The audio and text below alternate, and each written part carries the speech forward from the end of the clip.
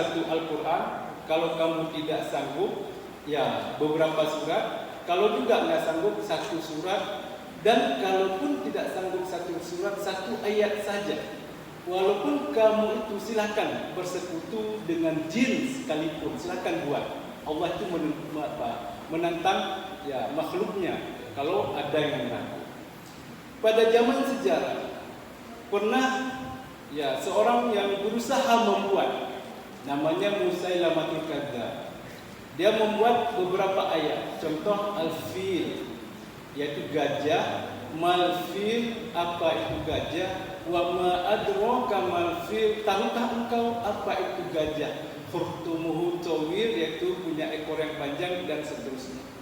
Setelah dibaca oleh para ahli dan para pakar pada masa itu, ternyata ini tidak dapat diterima karena tak punya arti apa-apa.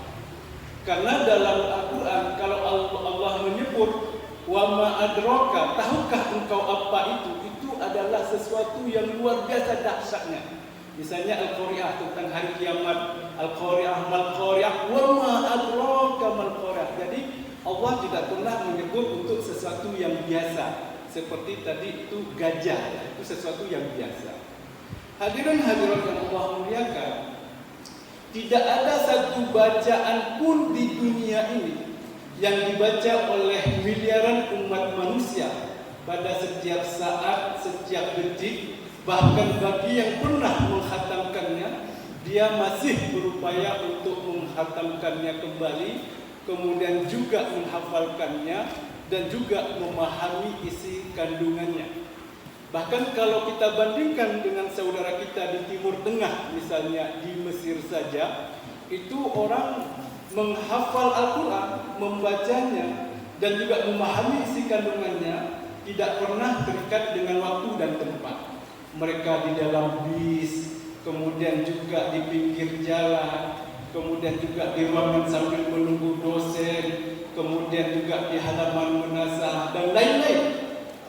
Kemudian yang membaca dan menghafalkannya itu, kalau kita lihat, bukan hanya kita orang tua, orang dewasa, tetapi juga bagaimana kita lihat anak-anak.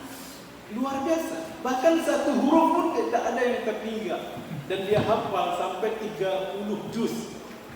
Kemudian yang membacanya dan menghafalkan serta memahami isi kandungannya itu bukan hanya kita orang sehat.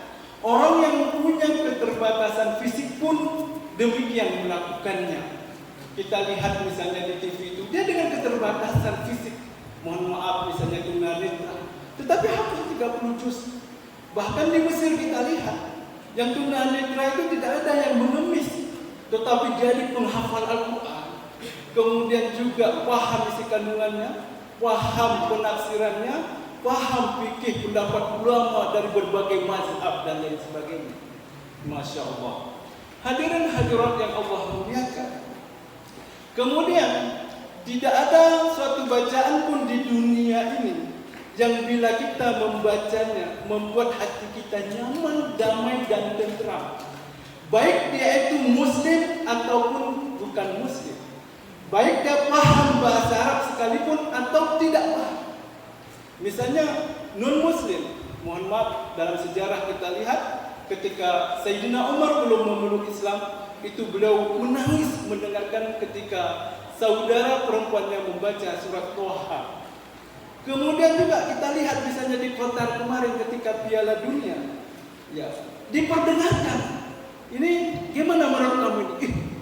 Masya Allah kalau kita misalnya ini bukan bacaan yang sia-sia. Ini bukan syair yang biasa. Kayaknya ini bukan ciptaan manusia. Itulah kita lihat yang saya di YouTube ya kemarin di Qatar. Hadirin hadirin yang Allah muliakan. Kemudian Al-Quran ini diturunkan dengan bahasa Arab. Karena bahasa Arab adalah bahasa yang paling unik di dunia. Memiliki makna plural, kemudian juga sinonim, kemudian juga gramatikalnya hingga 25 juta kosakata. Bandingkan bahasa lain di dunia ini hanya 2 juta, 4 juta, tidak sampai seperti bahasa Arab. Karena bahasa Arab ini panjang pendek, itu berpengaruh terhadap makna. Kemudian H kecil, H besar itu berpengaruh. Contoh misalnya kita ini, hayya 'alas shalah, mari kita menunaikan sholat. Tetapi kalau kita baca hayya 'alas salah, mari kita sama-sama masuk keranjang. Kemudian hayya 'alal falah, mari kita beruntung, misalnya meraih kemenangan. Tapi kalau kita baca hayya 'alal falah, mari kita sama-sama menjadi petani. Jadi seperti itu, banyak sekali dia yaitu yang menyimpang ataupun ya lari dari maknanya. Hadirin hadirat yang Allah muliakan. Kemudian Al-Quran ini itu semuanya memiliki makna yang serasi. Tidak ada yang ganjil dan aneh-aneh. Contoh, kalau dia menyebutkan kata yaum yang artinya adalah hari, bahwa satu minggu itu adalah 7 hari, maka termaktub juga dalam Al-Quran 7 kali. Kalau dalam satu tahun 12 bulan, 12 kali, berarti termaktub juga di dalam Al-Quran 12 kali. Kalau dalam satu tahun 365 hari, termaktub juga dalam Al-Quran 365 kali. Kemudian kalau kata sehat misalnya 50 kali, kata sakit juga demikian 50 kali. Kalau kata bahagia 70 kali, begitu juga kata sengsara 70 kali. Tidak ada yang aneh-aneh. Hadirin hadirat yang Allah muliakan, Al-Quran dapat menginformasikan sesuatu yang belum pernah terjadi sebelumnya. Contoh kalau kita baca surat Ar-Rum, ghulibatir Rum, yaitu tentara Romawi dikalahkan oleh tentara Parsi. Kemudian diinformasikan oleh ayat berikutnya, fi bid'i sini, artinya bid'i ini adalah 3 tahun hingga 9 tahun akan terjadi lagi peperangan antara Romawi dengan Parsi, dan ya akan dimenangkan oleh Romawi, dan dalam waktu yang bersamaan umat Islam bergembira. Tak lama kemudian 6 tahun terjadi peperangan antara Romawi dan Parsi, kemudian dimenangkan oleh tentara Romawi, dan dalam waktu yang bersamaan umat Islam pun bahagia luar biasa karena menang dalam perang Badar. Itu contoh.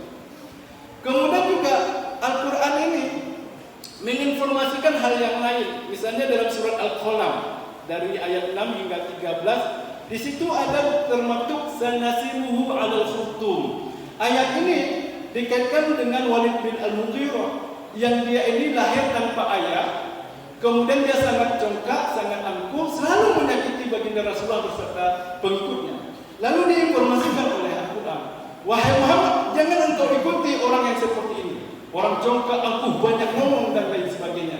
Kemudian ada termaktub sanasimuhu 'alal khurtum, kami akan memberikan tanda pada hidupnya kelak. Benar, ketika terjadi peristiwa peperangan, lalu ya kena sabetan parang, lalu itulah menjadi tanda bagi Walid Al-Mughirah ini hingga akhir hayatnya. Hadirin hadirat yang Allah muliakan, Al-Quran ini juga dapat menginformasikan sesuatu yang sifatnya ilmiah. Misalnya kalau kita buka surat Al-Rahman, di situ disebutkan marajal bahraini yaltaqiyan bainahuma barzakhun la yabghiyan. Artinya meskipun air tawar dengan air laut pada permukaan menyatu, tetapi pada zatnya itu mereka tidak bisa menyatu. Dan air yang hidup di tawar tidak bisa hidup di air asin. Begitu juga sebaliknya. Itu secara ilmiah. Kemudian di sisi lain dalam surat Yunus disebutkan bahwa kami jadikan sengaja jasad Fir'aun itu utuh, kata Allah, supaya menjadi pelajaran bagi generasi berikutnya. Beginilah gambaran hambaku yang congkak, bahkan mengaku sebagai Tuhan. Pada abad ke-18 dan ke-19 ditemukan oleh ilmuwan Perancis Loret ada beberapa mumi di lembah Toba di Mesir. Lalu dia teliti, lalu dikaitkan dengan Al-Quran bahwa di situ bagaimana kadar garam yang luar biasa dan sudah ribuan tahun. Lalu inilah katanya yang diinformasikan oleh Al-Quran itu. Makanya mumi itu sampai hari ini masih bisa kita saksikan di museum di Mesir. Saya kebetulan alhamdulillah sudah melihat bagaimana mumi itu berjejer, panjang, kemudian memang kadar garamnya masih utuh seperti yang dia tenggelam dulu. Hadirin rahimakumullah, dan banyak lagi peristiwa-peristiwa yang lain. Kemudian Kita yakin betul bahwa Al-Quran itu dari Allah Subhanahu wa Ta'ala, menjadi pedoman hidup kita, menjadi pegangan hidup kita.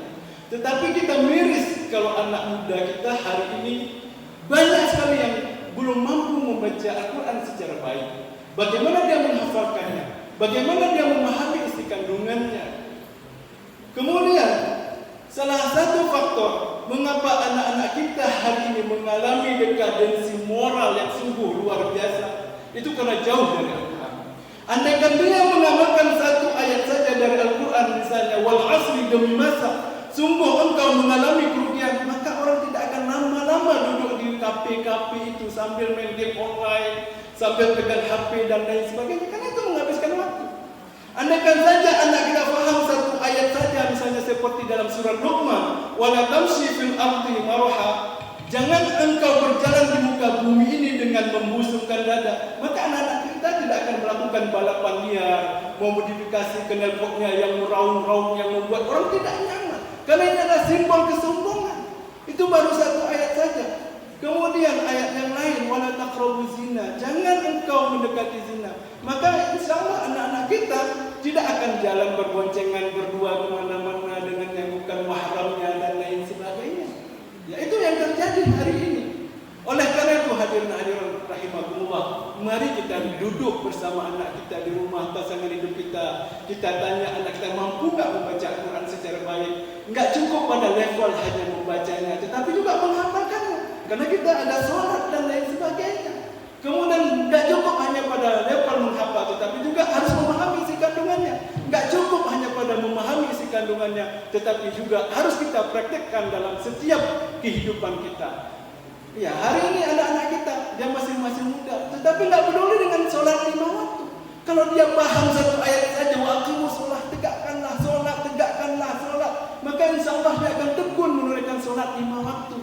Jadi sebagian mohon maaf, saudara kita ada di luar sana yang jauh di tempat lain. Dia kebetulan dia berpuasa, dia sholat tarawih, tetapi sholat 5 waktu enggak dia lakukan, ya sama saja gitu. Inilah PR kita hari ini. Oleh karena itu, mari kita dekat dengan anak. Kemudian juga kalau dia belum mampu membaca Al-Quran secara baik, dan kita pun mungkin keterbatasan waktu. Di sini banyak balai tempat mengaji di mana-mana saya lihat. Dan kita jadikan bulan suci Ramadan ini momentum untuk dekat dengan Al-Quranul Karim. Demikian, wabillahi taufiq wal hidayah. Assalamualaikum warahmatullahi wabarakatuh.